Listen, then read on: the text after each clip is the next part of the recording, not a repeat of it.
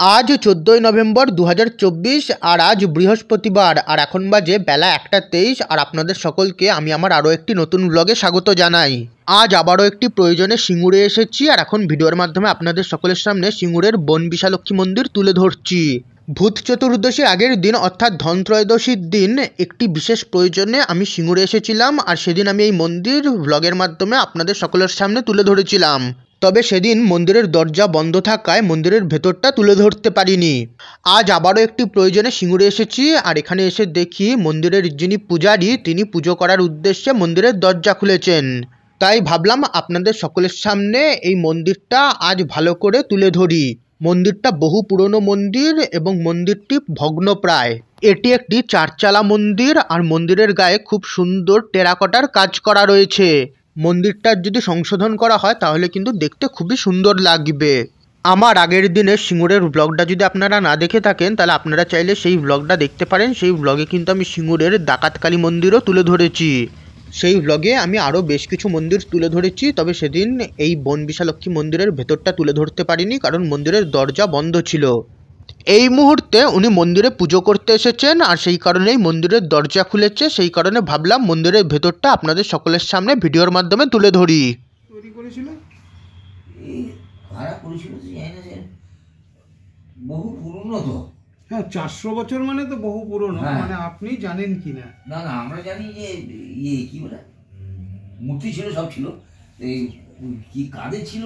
চক্রবর্তীদের ছিল, চক্রবর্তী জমিদার ছিল তারা। আচ্ছা, আপনি কত বছর ধরে পুজো করছেন? আমি তো যে 60 বছর। 60 বছর? আমার 83 বছর বয়স হলো। 83 বছর? 83 বুঝলেন? আপনি 60 বছর ধরে পুজো করছেন, 83 বছর আপনার বয়স, দেখে বোঝা যাচ্ছে না। শরীর রাখতে হয় তো। হ্যাঁ, শরীর রাখতে হয় হাতে। অবশ্যই। যা তা খাবে।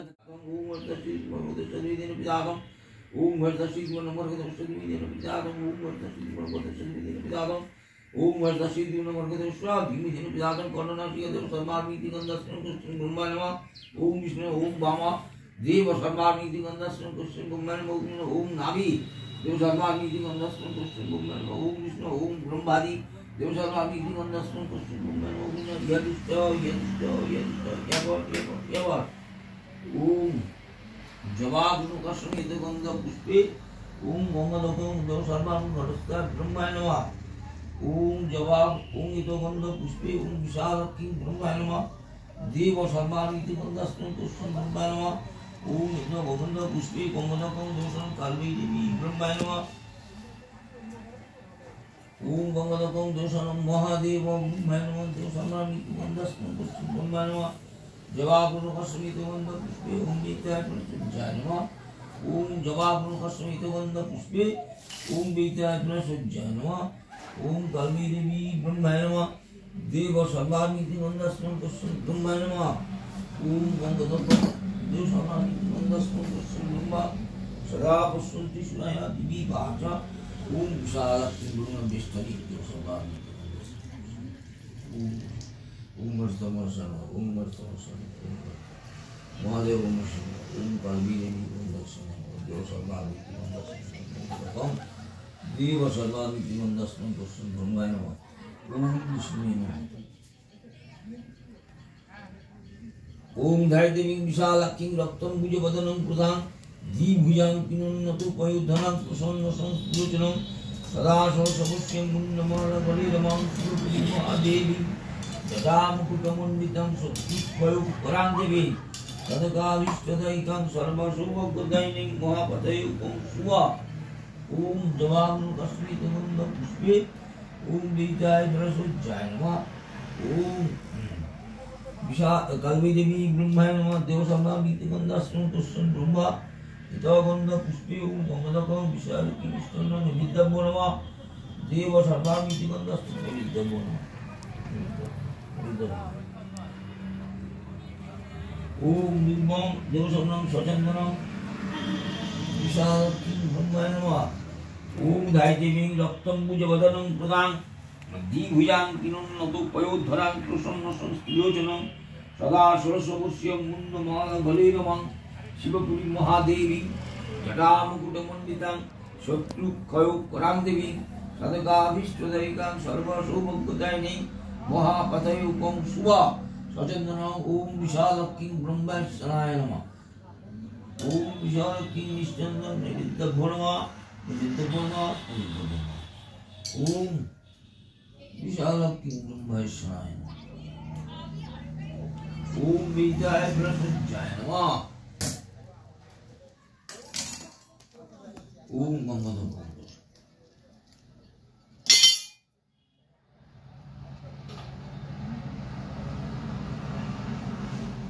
ओम त्रिगुरुवे नमः दक्षिण वसन दोषम विशाल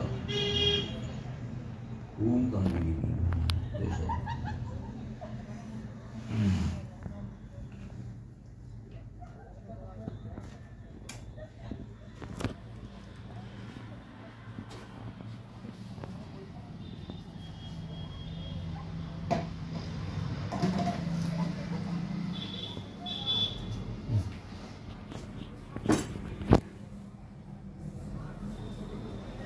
क्या दिन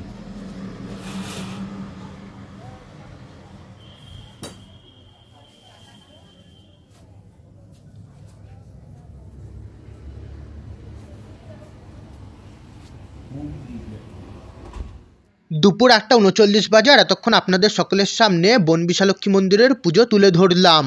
ওনার কাছে জানতে পারলাম এই মন্দিরটি নাকি চক্রবর্তী জমিদাররা নাকি নির্মাণ করেছিলেন। প্রায় 400 বছরেরও বেশি পুরনো এই মন্দির, আর সামনের এই জায়গাতে কিন্তু বলির হাঁড়িকাঠ থাকে। মন্দিরের ভেতরে দুটি শিলা রয়েছে, যার মধ্যে একটি মা বন বিশালক্ষী এবং আর একটি মা কালভৈরবী। ওনার কাছে জানতে পারলাম বহু আগে নাকি মূর্তিও ছিল, তবে সেই মূর্তি, মায়ের গয়না, ঘণ্টা এবং মন্দিরের অন্যান্য জিনিস সবই নাকি চুরি হয়ে গেছে।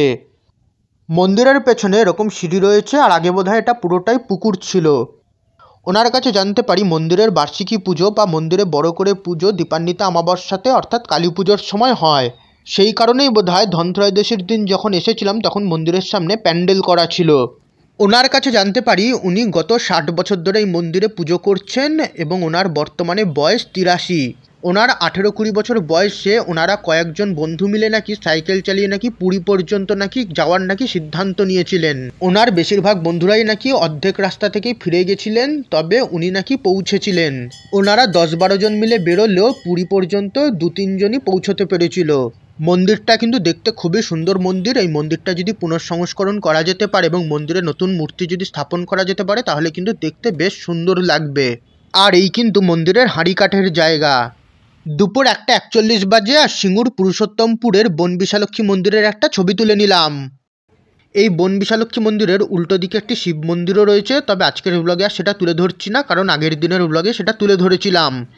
আর মন্দিরের সামনে তারকেশ্বর যাত্রীদের জন্য বিশ্রাম নেওয়ার জায়গা রয়েছে। আর এখানে দেখতে পাচ্ছি একটি রাধা গোবিন্দের মূর্তি রয়েছে। আগের দিন যখন এসেছিলাম তখন কিন্তু এটা ছিল না, সম্ভবত আগামীকাল রাস পূর্ণিমা, এখানে বোধহয় এটা পুজো হবে। আর এই আমি রাধাকৃষ্ণেরও একটা ছবি তুলে নিলাম।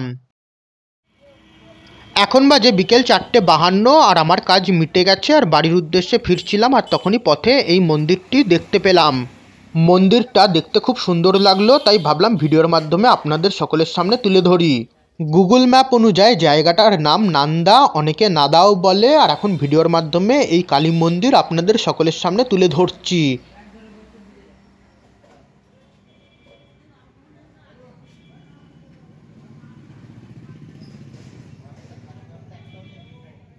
আর আমি এই মন্দিরের মা কালীর বেশ কিছু ছবি তুলে নিলাম, যে ছবিগুলো আপনাদের সকলের সঙ্গে এই ভিডিওর মাধ্যমে শেয়ার করে নিচ্ছি। মন্দিরটা দেখতে বেশ ভালো, আর মন্দিরের একটা ছবিও তুলে নিলাম। বিকেল 4:59 বাজে আর রাস পূর্ণিমার চাঁদের ছবি তুলে নিলাম। এখন বাজে বিকেল 5:07 আর এখানে খুব সুন্দর মন্দির রয়েছে, ভাবলাম আপনাদের সকলের সামনে ভিডিওর মাধ্যমে তুলে ধরি। আগের দিনও যখন সিঙ্গুরের উদ্দেশ্যে এসেছিলাম তখনও এই দুটো মন্দির দেখেছিলাম, আর আজকে ফেরার পথে ভাবলাম এই মন্দির দুটো ভিডিওর মাধ্যমে আপনাদের সকলের সামনে তুলে ধরি। গুগল ম্যাপ অনুযায়ী জায়গাটার নাম তাহেরপুর, আর ডান দিকের লাল মন্দিরটা মা ব্রহ্মময়ী কালী মন্দির, আর সামনের এই সাদা মন্দিরটা মহাকাল মন্দির। দুটো মন্দিরই পাশাপাশি। সবার প্রথমে এই মহাকাল মন্দিরে প্রবেশ করব।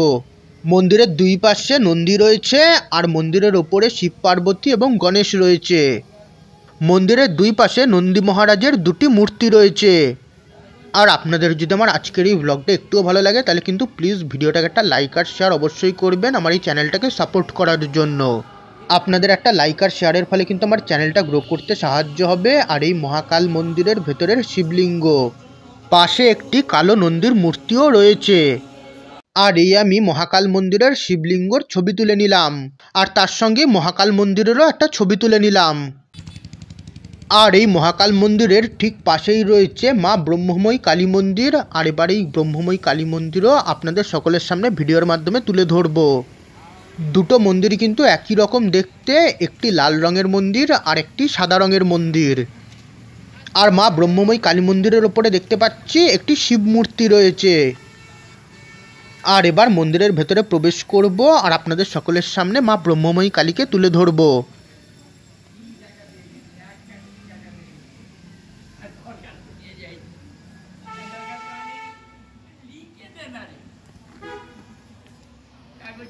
আর এই মা ব্রহ্মময়ী কালীকে ভিডিওর মাধ্যমে আপনাদের সকলের সামনে তুলে ধরছি। আর সম্ভবত উনি বোধহয় এই মন্দিরটা প্রতিষ্ঠান করেছিলেন বা মা ব্রহ্মময়ীর এখানে পুজো শুরু করেছিলেন। পাশে কিন্তু দেখতে পাচ্ছি জগন্নাথের মূর্তি এবং শ্রীকৃষ্ণের ছবিও রয়েছে। মন্দিরের এক পাশে মা সারদা দেবীর ছবি রয়েছে আর এক পাশে রয়েছে শ্রী রামকৃষ্ণের ছবি।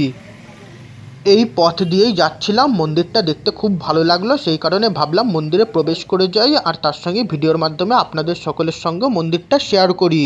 আর এখানে একটি কার্তিকের মূর্তি রাখা রয়েছে আর তার পাশে যে ছবি রয়েছে সম্ভবত উনি বোধহয় এই মন্দিরটা প্রতিষ্ঠা করেছিলেন। এখানেও দেখছি ওনার মূর্তি রয়েছে আর সামনে রয়েছে একটি দোলনার ওপর গোপাল।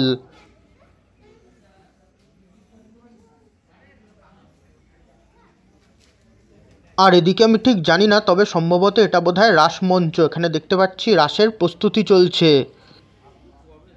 এখানে কিন্তু প্রচুর মূর্তি রাখা রয়েছে দেখতে পাচ্ছি। আগামীকাল রাস পূর্ণিমা, ভেবেছিলাম নবদ্বীপ যাব, তবে আর মনে হচ্ছে যাওয়া হবে না। পায়ে খুব ব্যথা হয়েছে আর নবদ্বীপে গিয়ে হাঁটতে পারবো না।